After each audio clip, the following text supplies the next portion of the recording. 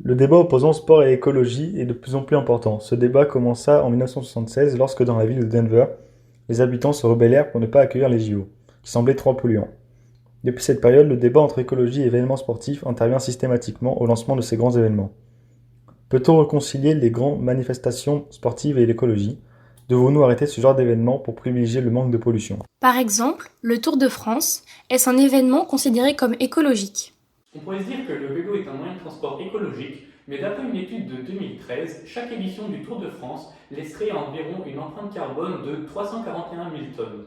C'est sans compter les spectateurs qui laissent pour chaque édition également des déchets équivalents à environ 120 tonnes. La société Azo, organisatrice de la Grande Boucle, prévoit plusieurs mesures afin de limiter les déchets dans la nature, comme par exemple ajouter 100 000 sacs poubelles autour des routes.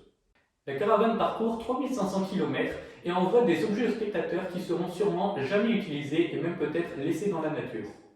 Par rapport aux anciennes éditions, il y a de moins en moins de véhicules et les véhicules sont hybrides et électriques. De plus, les objets utilisés lors de la caravane sont plus utiles et plus respectueux de l'environnement. Et la Formule 1, devons-nous envisager ce sport comme polluant?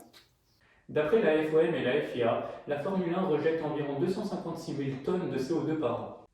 Contrairement aux idées reçues, les monoplaces ne représentent qu'une part infime des émissions de CO2, soit 0,7%.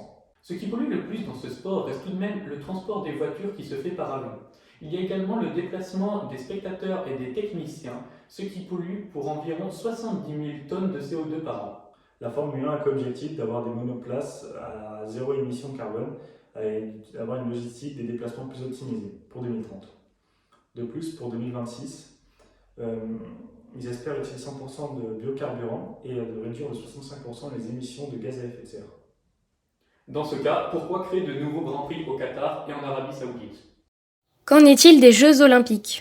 Les Jeux olympiques de Rio en 2016 ont utilisé environ 8 millions de mètres cubes d'eau et ont créé environ 17 000 tonnes de déchets. C'est sans compter les 3,6 millions de tonnes de CO2 qui ont été émis dans l'atmosphère. Lors des Jeux olympiques de Tokyo en 2022, les organisateurs ont mis en place des lits en carton et réutilisables pour les athlètes. Les médailles et podiums étaient faits en matériaux recyclés. De plus, ils ont réussi à réduire leur bilan carbone de 3,6 à 2,7 millions de tonnes de CO2. Et enfin, la Coupe du Monde au Qatar a-t-elle un aussi grand impact écologique que les Jeux olympiques? Le climat au Qatar est inadapté à la pratique du football. C'est pourquoi dans de nombreux stades, des climatisations géantes ont été installées. De plus, de nouvelles infrastructures ont vu le jour, comme des villes, des métros et même des nouvelles autoroutes. Chaque stade accueillant les matchs de la compétition a obtenu le certificat vert, qui justifie la faible consommation en eau et énergie.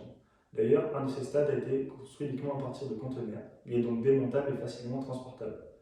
Il réduit donc l'empreinte carbone. Malgré les efforts fournis par les organisateurs de ces événements sportifs, on constate que la pollution reste conséquente. C'est principalement le cas pour les événements sportifs tels que les JO de Pékin ou encore la Coupe du monde de foot au Qatar en 2022. On peut se demander si tous ces efforts sont un non-sens écologique.